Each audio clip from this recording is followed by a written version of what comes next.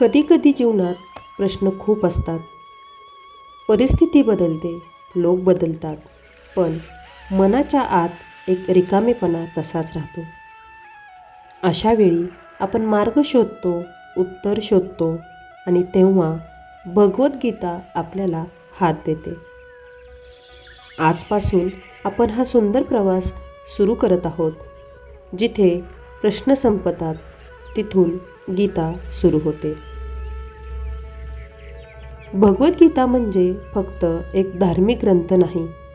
ती आपल्या मनातील भीती, संभ्रम आणि संघर्षाला दिशा देणारी ज्योत आहे.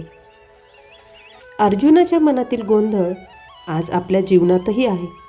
आपले प्रश्नही तेच. मी कोण आहे? मी काय करू? योग्य निर्णय कोणता? आणि मन इतकं अस्थिर का?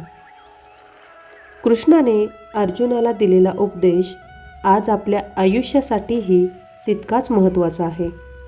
या प्रवासात आपण प्रत्येक श्लोक वाचणार नाही, तर त्याचा अर्थ समजून घेऊ आणि त्याचं आजच्या काळातील महत्त्व जाणून घेऊ. ही मालिका फक्त अध्ययन नाही, हा अनुभव आहे.